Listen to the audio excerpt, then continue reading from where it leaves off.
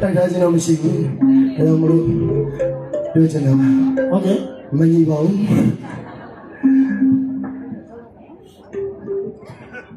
ဒီမ